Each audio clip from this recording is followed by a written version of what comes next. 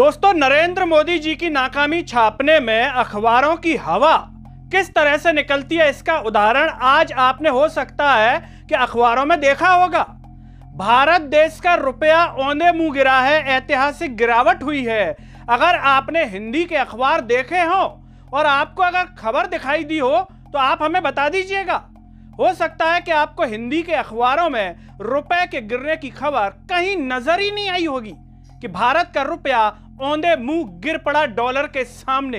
यानी कि नरेंद्र मोदी की सरकार की नाकामी छापने में एक तरीके से अखबार और विशेष रूप से बात करें हिंदी के अखबारों की हवा निकल गई। नमस्कार, मैं हूं गिरिराज शर्मा और आप देख रहे हैं सरल टॉक। दोस्तों, अखबार या मीडिया जो होता है वो सरकार से सवाल करने के लिए जाना जाता है, जनता के मुद्दे उठाने के लिए जाना जाता है। लेकिन वर्तमान भारत में आपको मीडिया का परिदृश्य अलग नजर आएगा। यहां पर आपको मीडिया या फिर हम प्रिंट मीडिया, इलेक्ट्रॉनिक मीडिया की बात करें, यह सत्ता की जूतियों में अपनी नाक रगड़ते हुए नजर आएंगे। ये सरकार से सवाल करते हुए नजर नहीं आएंगे। ये सरकार से खामियों पर बात नहीं करेंगे कि आपके रहता ऐसा कैसा हो गया। सोचिए दोस्तों कि जिस भारत के रुपए के गिरने पर नरेंद्र मोदी हमेशा सवाल उठाते रहे हों पूर्व की सरकारों पर, और अब उनके खुद प्रधानमंत्री होते हुए अगर उन्हीं से कोई सवाल न करे तो इसे नाकामी, कायरता, डरपोकपन ना कहा जाए तो क्या कहा जाए। सोचिए कि जो व्यक्ति पहले खुद रुपए के गिरने पर कहता हो कि रुपए के गिरने पर देश की साख गिरती है, रुपया ऐसे नहीं गिर सकता, मैं भी सरकार में हूं, फलाने देश का रुपया नहीं गिर रहा, फलाने देश का रुपया नहीं गिर रहा, इसका रुपया हमारे भारत देश का क्यों गिर रहा है, सरकार पर सवाल उठाता हो, और जब वो प्रधानमंत्री खुद बन गया वो व्यक्ति, उससे अगर मीडिया सवाल नहीं कर रही है तो सोचिए इसे क्या कहा जाएगा। क्या नरेंद्र मोदी से अखबारों को सवाल नहीं पूछना चाहिए कि जब आप ये डायलॉग डिलीवरी कर रहे थे, अब आप प्रधानमंत्री हैं, तो आपकी डायलॉग डिलीवरी की हवा क्यों निकल गई? क्या मीडिया को कार्टून नहीं छापने चाहिए थे कि नरेंद्र मोदी ऐसा कहते थे और अब रुपया औंधे मुंह गिर गया, ऐतिहासिक गिरावट में गिरा है, तो इस पर नरेंद्र मोदी खामोश क्यों है, बीजेपी पार्टी खामोश क्यों? उन्हें जवाब देना चाहिए कि आपकी योग्यता कहां चली गई। क्या आपकी सरकार में एक भी ऐसा योग्य व्यक्ति नहीं है जो रुपए को उठा सके, हमारे भारत की साख को उठा सके, हमारे भारत के रुपए को मजबूत कर सके? लेकिन यहां पर दोस्तों मीडिया, अखबार जो घर घर तक पहुंचता है, सुबह 5 बजे, 5:30 बजे, 6 बजे लोग आंख खोल करके अखबार पढ़ते हैं, उसमें सोचिए डॉलर रुपए की खबर नजर नहीं आए कि रुपया औंधे मुंह गिरा है, तो ऐसे अखबारों पर सवाल उठता है। ऐसे अखबारों को हेय दृष्टि या गलत दृष्टि से देखना पड़ता है कि आखिर क्या कर रहे हैं। क्या ये दलाली कर रहे हैं ऐसे अखबार जो ये खबर नहीं छाप रहे, या फिर सत्ता की जूतियों को रोज सुबह जाकर के चूमते हैं वहां के संपादक और मालिक, इसीलिए खबर नहीं छाप रहे हैं? वरना इस खबर को न छापने का दोस्तों क्या मतलब है? आप बताइए, आपको ये खबर कहीं दिखाई दी क्या? बड़े से बड़े हिंदी अखबार में दिखाई दी क्या? तो आखिर ये खबर गायब कैसे हो गई?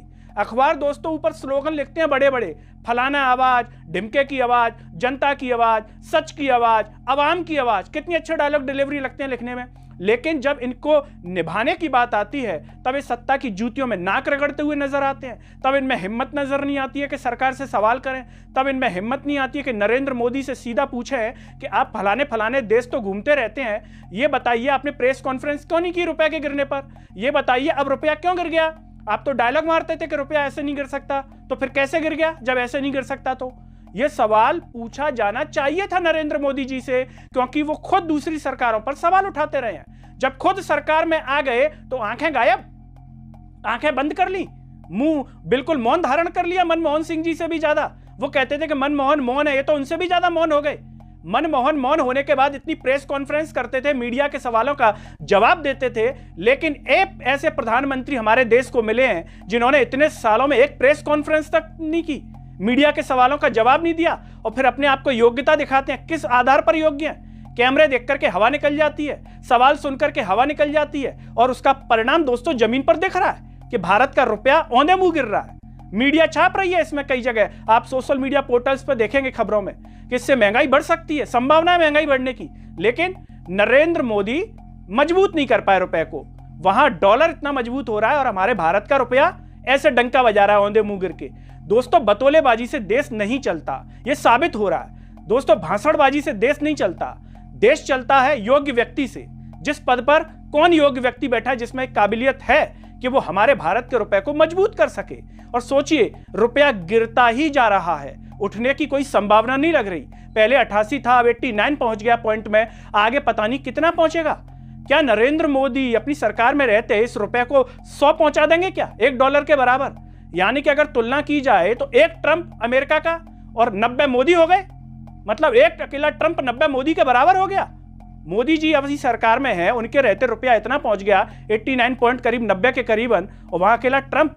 तो आखिर यहां पर क्या ये देखने को मिल रहा है? क्या इससे संदेश जाता है कि हमारे भारत के प्रधानमंत्री, वर्तमान सरकार इतनी अयोग्य है कि रुपए को मजबूत करने की कोई संभावना उसको नजर नहीं आती है। और मीडिया इस तरीके से सत्ता की जूतियों को चूम रहा है कि उसके अंदर ये हिम्मत ही नहीं है कि वो सरकार से सवाल कर दे, यानी कि जनता की आंखों के सामने सवाल नजर ही नहीं आएंगे। तो आपको लगेगा कि देश में सब बढ़िया चल रहा है। क्यों?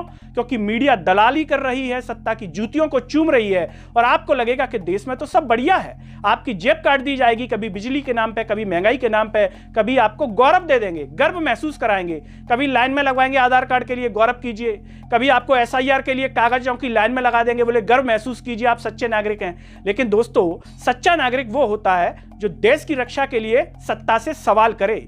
नेता हम मलाई चाटने के लिए नहीं चुनते हैं कि नेता मलाई चाटे, लंबी गाड़ियों में घूमे करोड़ों अरबों की में, और उनकी संतानें पदों पर बैठे। हम नेता चुनते हैं कि वो देश की सेवा करे, न कि इसलिए चुनते हैं कि वो देश को इस हालातों में ला दे कि इसका खामियाजा आने वाली पीढ़ियां भुगतेंगी और वर्तमान पीढ़ियों से कहेंगी कि वर्तमान पीढ़ियों की आंखें फूट गई थी क्या, कुछ दिख नहीं रहा था क्या, ये देश की क्या हालत कर दी। इससे बेहतर तो पहले की पीढ़ियां थी जो देश को यहां तक ले आई, लेकिन अब वर्तमान हालातों में देश किस रफ्तार से पीछे जा रहा है, इसका अंदाजा दोस्तों आपको दिख ही रहा होगा अगर आंखें खुली होंगी। तो आप इस पर क्या कहना चाहेंगे, कमेंट बॉक्स में अपनी राय जरूर दीजिए। इस वीडियो को हर जगह शेयर कीजिए, चैनल को सब्सक्राइब कीजिए, साथ ही साथ सरल टॉक के Facebook, Twitter, Telegram, Instagram page को आप जरूर फॉलो कीजिए। अंत में सभी से अपील है दोस्तों, जब यूट्यूब पर आप ये वीडियो देख रहे होंगे तो नीचे जॉइन और थैंक्स का बटन होगा। अगर आप आर्थिक रूप से सक्षम हैं तो उन बटनों के द्वारा या फिर फोन पे के QR कोड द्वारा भी आप हमें सपोर्ट कर सकते हैं, जिससे हम और बेहतर कार्य कर सकें। नमस्कार।